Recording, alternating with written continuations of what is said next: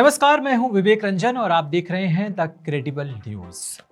दोस्तों, सिनेमा का शो और सिनेमा के इस शो को आप काफ़ी पसंद कर रहे हैं, देख रहे हैं और हमारी कोशिश थी कि हम आपके लिए कुछ बेहतर और नया तरीके का लेकर आएं। हर हफ्ते में आप हमसे पॉलिटिकल खबरें देखते हैं, हमारी खबरों को सराहते हैं, सुनते हैं। तो उस बीच में क्यों ना सिनेमा को भी और हमारे बॉलीवुड में एंटरटेनमेंट इंडस्ट्री में क्या चल रहा है उसको भी लेकर के हम अपने बीच में आपके लिए खास कार्यक्रम लेकर आए, द क्रेडिबल सिनेमा। तो इस बीच इन महीनों और इन हफ्तों में क्या कुछ खास हुआ है पिछले दिनों में, बहुत अच्छी अच्छी घटनाएं घटी हैं जिनको आप सोशल मीडिया पर या फिर लगातार जो आपकी खबरें आती हैं उसमें आप देखते ही रहते हैं।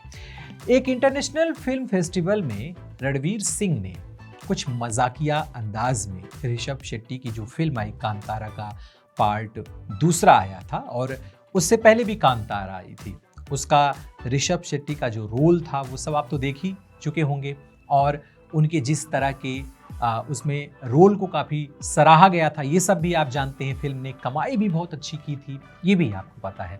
रणवीर सिंह, आप रणवीर सिंह को जब भी कभी देखेंगे सामने से, मौका तो बहुत कम मिलेगा देखने का, सबको मिल भी नहीं सकता है, मुंबई में भी मिलना बड़ा दूभर रहता है, लेकिन टीवी की स्क्रीन पर आप उन्हें देखते ही रहते हैं। पर्दे के पीछे, पर्दे पर और पर्दे के पीछे रणवीर सिंह मजाक बहुत करते हैं, मजाकिया अंदाज में हमेशा उनकी एंट्री भी होती है। मुंबई में काम करने के दौरान एक या दो बार मैंने किसी शो में रणवीर की एंट्री को देखा है। हालांकि जो पब्लिक होती है, जो लोग वहाँ मौजूद होते हैं, वो बहुत ही उत्साहित होते हैं रणवीर सिंह से मिलने के लिए। और रणवीर कभी भीड़ के बीच से आ जाते हैं, कभी स्टेज पर किसी विंग से ऐसे नाचते कूदते फुदकते हुए चले आते हैं। उनके कपड़ों को लेकर के भी बहुत सारे सवाल हैं, बिना कपड़ों को लेकर के भी बहुत सारे सवाल हैं। तो रणवीर का अंदाज बड़ा मजाकिया होता है। लेकिन इस फिल्म फेस्टिवल में रणवीर ने कुछ अपने चेहरे से ऐसे इशारे किए, कुछ ऐसी पोज बनाई जिसको लेकर के काफ़ी ट्रोल हुए। तो आज बात उस पर और खास करके ट्रोल करने में जो सबसे बड़ी भूमिका निभाता है या फिर इंडस्ट्री की खबरें, खासकर बॉलीवुड इंडस्ट्री की जो खबरें हैं उसको जो सबसे ज़्यादा लीक करता है वो होता है पैपराजी।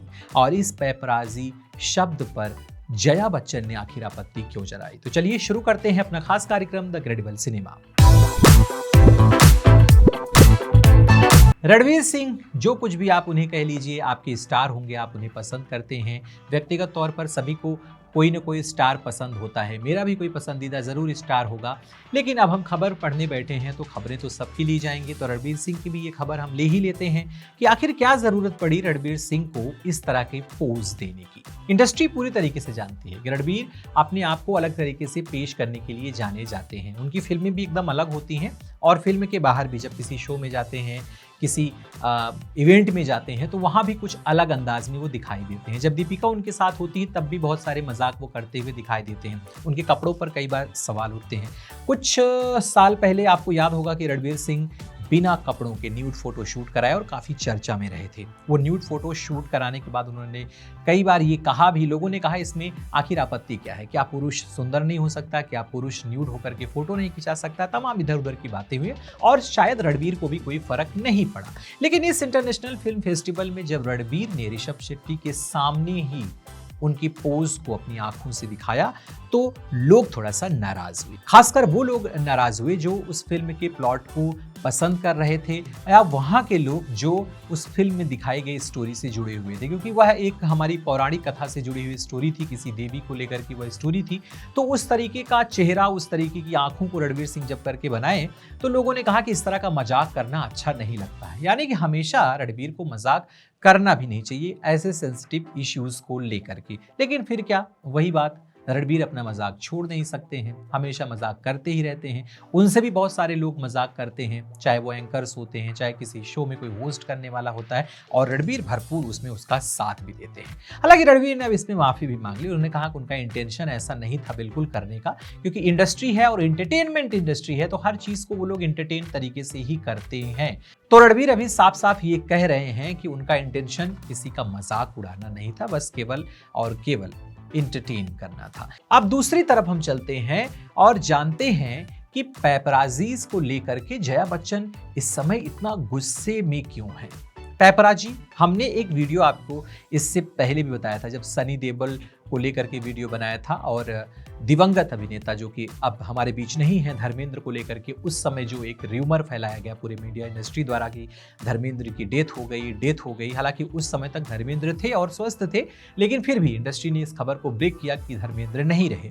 उस बीच में सनी देओल को काफी गुस्सा आया था और पैपराजीज पर भड़क गए थे, और अभी की भी खबर है कि पैपराजीज को कह रहे हैं कितना रुपया तुमको चाहिए, बताओ कितना पैसा तुमको चाहिए।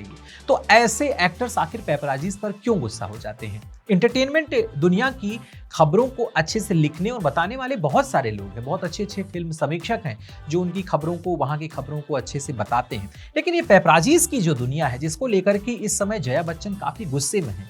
एक रियलिटी शो में वो बैठ करके एंकर से बात कर रही होती हैं और एंकर भी इस छोटे से शब्द को बस बोलती है और जया बच्चन का चेहरा तुरंत बदल जाता है। वो गुस्से में आ जाते हैं कि ये कौन है, ये गंदे कपड़े पहने हुए लोग जो बाहर खड़े रहते हैं, किसी से कुछ भी पूछ लेते हैं, कुछ भी बताने लगते हैं। माने कि किसी की प्राइवेसी को अगर भंग करना है तो इन पैपराजीज के सामने चला जाए। और फिर वो स्टार को लेकर के भी बात करती है। जब एंकर उनसे पूछती है कि वो स्टार जो बुला करके एयरपोर्ट्स पर बुला करके फोटो खिंचवाते हैं, तो मुझे जया बच्चन का जवाब बहुत अच्छा लगा कि आखिर में फिर वो सेलिब्रिटी कैसे, जिन्हें अपनी फोटो खिंचवाने के लिए या अपने आप को पॉपुलर बनाने के लिए किसी को बुलाना पड़े, एयरपोर्ट तक बुलाना पड़े। जया बच्चन ने बहुत अच्छी फिल्मों में काम किया है, कॉमर्शियल सिनेमा के साथ साथ आर्ट सिनेमा में भी उन्होंने काम किया है। उनको आर्ट सिनेमा का अच्छा सेंस भी है, राजनीति में भी सक्रिय हैं और खुलकर बोलने के लिए, बिंदास बोलने के लिए जानी जाती हैं। तो हम जो खबर आपके लिए पढ़े थे उसमें हमने भी व्यक्तिगत कहा था कि जब मैं मुंबई में था तो एक प्रेस शो था, किसी मूवी का इवेंट था और जहां पर प्री शो होना था उस मूवी का, तो मैं वहां पर गया था। और फिर कुछ देर बाद मैं बाहर निकला तो हमारे आसपास जो लोग थे, जो और भी वहां पर पत्रकार वगैरह थे, उन्होंने बोला कि अभी आप रुकिए, अभी पैपराजीज के लिए कुछ है। तो मैंने ये वर्ड जो है ना, सच बताऊं आपको तो मुंबई में मैंने पहली बार सुना था इस वर्ड को। तब मुझे लगा कि पैपराजी है क्या, मतलब मैं तो यहाँ पर जर्नलिज्म करने आया हूँ, एंटरटेनमेंट बॉलीवुड जर्नलिस्ट बनने आया हूँ, तो ये पैपराजी क्या है? मुझे भी बड़ा अजीब लगा ये शब्द की कुछ गढ़ा गया होगा, हो सकता है आज की 21st सेंचुरी का ये वर्ड हो। पत्रकार कहना लोगों को नहीं पसंद आता है, जर्नलिस्ट कहना भी शायद नहीं पसंद आ रहा होगा, तो पैपराजी होता है। बाद में धीरे धीरे समझ में आने लगा कि ये पैपराजीज क्या करते हैं, लोगों के घरों के सामने उनको उनकी लोकेशन ट्रैक करना, वो कहाँ जा रहे हैं, क्या खा रहे हैं, क्या पहन रहे हैं, और पहन रहे हैं तो कैसे पहन रहे हैं, क्यों पहन रहे हैं, माने कि तरह तरह की चीज़ें। और सोशल मीडिया पर अगर आप हैं तो पैपराजीज के आप क्वेश्चंस देखिए, जिसको जया बच्चन ने साफ साफ कहा कि कितनी गंदी भाषा का वो लोग प्रयोग करते हैं, उल्टे पुल्टे तरीके से कमेंट्स करते हैं। और कमेंट ही सिर्फ नहीं करते, तरह तरह की पोज भी बताते हैं कि मैडम प्लीज इधर, मैडम राइट, मैडम लेफ्ट। तो मुझे समझ में आने लगा कि यार अच्छा ऐसा होता है क्या, मतलब ये फोटो कलेक्शन, ये इमेज कलेक्शन, फुटेज कलेक्शन करने के लिए लोग जाते हैं और वहाँ से कंटेंट क्रिएट करते हैं। इसी को बॉलीवुड में बॉलीवुड गॉसिप कहा जाता है। कभी आप बॉलीवुड में काम करने जाएंगे तो वहाँ पर एक अलग सेक्शन होता है। हालांकि गॉसिप हर जगह पर है, हर तरह की मीडिया इंडस्ट्री में है, लेकिन बॉलीवुड में खास करके ये है, आपको गॉसिप निकालना ही पड़ता है। आप छोटी सी बात को बतंगड़ कैसे बना सकते हैं, ये आपको वहाँ पर दिखाना पड़ता है। आप ऐसी चीज़ें बिल्कुल नहीं बता सकते जो सीरियस हो। आजकल इंडस्ट्री से जुड़ी चीज़ें सीरियस वैसे भी लोग पढ़ना भी नहीं चाहते। कौन समीक्षा पढ़ने जाता है फिल्मों की? अच्छी समीक्षाएं आती हैं, उनको कौन पढ़ता है? आप ही दर्शक बताइए कितनी फिल्मों की समीक्षाएं पढ़ने बैठते हैं आप? बस जो एक दूसरे से ट्रेसपास की जाती हैं चीज़ें, एक दूसरे से बताई जाती हैं कि ये फला फिल्म में गजब की सीन है यार, फला फिल्म में हीरो ने गजब काम किया, क्या मारधाड़ है, क्या चीज़ें, उसी के बल पे आप फिल्मों को देख लेते हैं और उसके बाद आप उसे एंटरटेनमेंट करके बस उसे छोड़ देते हो। लेकिन समीक्षाओं में बहुत सारी चीज़ें होती हैं, क्योंकि सिनेमा को कहा जाता है कि वो समाज का दर्पण होता है। तो सिनेमा जब कुछ कह रहा होता है तो वो उसी समय समाज पर प्रभाव भी डाल रहा होता है। तो जया बच्चन का ये कहना बिल्कुल जायज़ है, मैं उससे बिल्कुल समर्थन भी करता हूँ। और मैंने जया बच्चन से कहने से पहले भी मैंने ये बात कही थी कि मैं पैपराजी तो बिल्कुल नहीं हूँ, और अगर मुझे कोई कहे कि मैं बॉलीवुड इंडस्ट्री को कवर कर रहा हूँ या बॉलीवुड की खबरों को कवर कर रहा हूँ, तो मुझे कोई पैपराजी कहे तो बिल्कुल मुझे ये बर्दाश्त नहीं है। खास करके मैं इस मामले में बिल्कुल समर्थन नहीं करता हूं। जो पैपराजी हैं उनकी ज़िंदगी अलग है, वो करते हैं, किसी के इशारों पे करते हैं। उनके मीडिया हाउस की इस तरह के प्रेशर होते होंगे कि हमें इस तरह के फुटेज चाहिए, ये लेकर के आए। सच में मैंने देखा है कि जब वहाँ पर मतलब इंडस्ट्री में या फिर जो एक्टर्स के घर होते हैं उनके सामने आपको कैमरा लेकर के दिखते हैं बेचारे, दौड़ते रहते हैं हर जगह पर, उनको ट्रैक करते हैं, उनको घेर लेते हैं। लेकिन ऐसे में सवाल ये भी उठता है कि अगर कोई अपनी प्राइवेसी थोड़ा बहुत रखना चाहता है, बचना चाहता है, तो उसको भी इसी जद में वो लोग ले लेते हैं। कुछ तो होते हैं स्टार जो स्टार बनने के लिए इस तरह का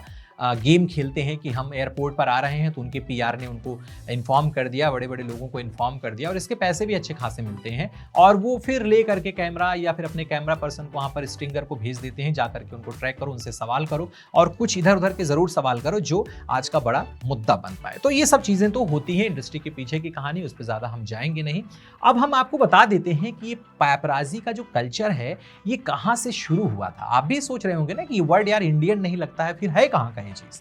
तो पैपराजी कल्चर की जो शुरुआत मानी जाती है वो 1960 में इतालवी फिल्म ला डोल्चे विता से मानी जाती है। एक फिल्म है इतालवी ला डोल्चे विता, जहां एक किरदार पैपराजो नामक एक फोटोग्राफर होता है। वो फोटोग्राफर क्या करता रहता है, सितारों का यानी कि स्टार्स का पीछा करता दिखाया गया है, जिससे ये शब्द काफी पॉपुलर हो गया। माने पैपराजी, उसका नाम था पैपराजो, और वहां से उसको दिखाया गया। हो सकता है इस तरह का चंक या इस तरह का स्लॉट या इस तरह की सीन पहली बार किसी मूवी में इस तरह दिखाई होगी, तो स्टार का कैमरा लेकर के पीछा करता है कि वो क्या कर रहा है, कहां जा रहा है, क्या कर रहा है।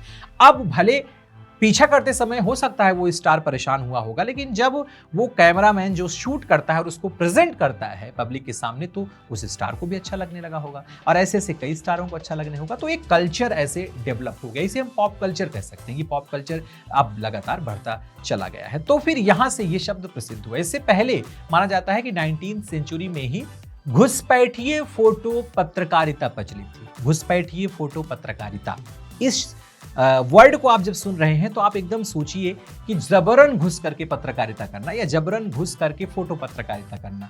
फोटो पत्रकारिता या फोटो जर्नलिज्म जो शुरुआत हुआ था वो माना जाता है कि युद्ध के क्षेत्र से शुरू हुआ था, क्योंकि पहले अखबार आते थे, अखबार एकदम फ्लैट होते थे, उसमें कोई तस्वीरें नहीं होती थी। बाद में अखबारों में तस्वीरें छपने लगी, तो जो युद्ध पत्रकारिता थी वहां पर लोग जाकर के फोटोज खींचते थे। तो घुसपैठिए फोटो पत्रकारिता ये प्रचलित थी, लेकिन पोर्टेबल कैमरों के आविष्कार ने इसे और ज्यादा बढ़ा दिया। भारत में पैपराजी कल्चर 2000 के दशक की शुरुआत में माना जाता है कि करीब 2000 के बाद जब हमारे यहाँ बहुत सारे जब टेलीविजन चैनल आ गए, उसके बाद से ये कल्चर तेजी से उभरा, और अब डिजिटल मीडिया और वेबसाइट्स जैसे बहुत सारे ऐसे प्लेटफॉर्म हैं जहां पर सितारों की, बॉलीवुड सितारों की तस्वीरों की मांग बढ़ गई है। आप तो जानते ही हैं ना कि हम भी अगर कोई न्यूज़ बनाते हैं या आप कोई न्यूज़ बनाते हैं तो हमें सोर्सेज चाहिए होते हैं, फुटेज चाहिए होते हैं, पिक्चर्स चाहिए होते हैं। इसके लिए बहुत बड़ी बड़ी साइटें बन गई हैं, इसके लिए बहुत सारे कलेक्शन जो करके रखते हैं, फुटेज के, वीडियोज़ के, इन सब के कलेक्शन करके रखते हैं। तो यहाँ से ये चीज़ें मांग बढ़ी और पैपराजीज का कल्चर वहाँ से बढ़ गए। योगेंद्र शाह को भारत का पहला पैपराजी माना जाता है, जिन्होंने 2002 में सुभाष घई की बेटी मेघना की शादी के बाहर सितारों की तस्वीरें लेकर इसकी नींव रखी थी। मानव मंगलानी, विरल भयानी, वरिंदर चावला जैसे फोटोग्राफर ने मुंबई में